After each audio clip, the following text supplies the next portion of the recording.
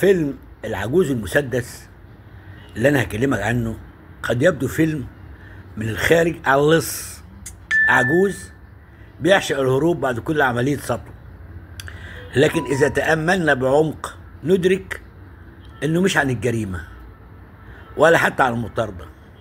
فيلم عن فلسفة حياة كاملة جسدها النجم الكبير روبرت ريدفورد آخر ظهور سينمائي له قبل اعتزاله.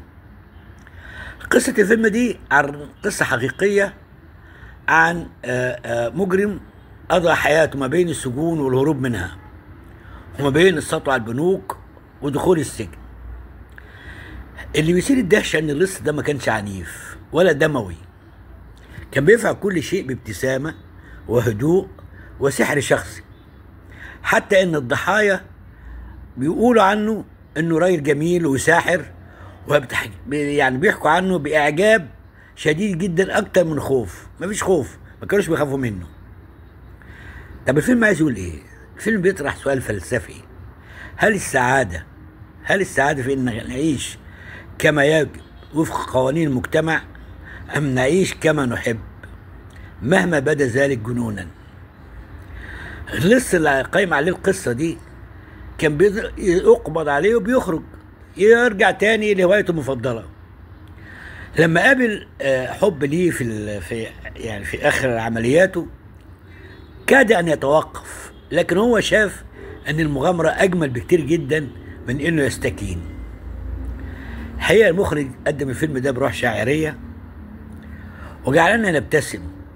ما تدينش البطل امل، ما توجهش اتهام للبطل، بالعكس ممكن تشفق عليه. المخرج عايز يقول ان داخل كل منا عجوز بمسدس، مش شرط بقى ان يكون مسدس حقيقي، لكن رمز لرغبة داخلية في انك تعيش لحظة حرية مطلقة حتى ولو كان لها ثمن. في النهاية يظل العجوز والمسدس رسالة على أن الحياة ليست بطولها ولا بإنجازاتها المادية، بل بقدرتنا على أن نجد متعة في رحلة الحياة حتى ولو كانت ضد التيار. هسألك سؤال وهجاوب أنا عليه قبليك: أنت تحب تعيش زي بطل الفيلم في مغامرة وتدفع الثمن، ولا تحب تعيش وفق قوانين المجتمع؟ عني أنا شخصيا أحب أعيش وفق قوانين المجتمع. معرفش أنت تحب المغامرة ولا لأ، بس الفيلم ده لازم تشوفه، هتستمتع بيه، وحبيت أقول لك عليه. تحياتي مع خالص شكري وتقديري.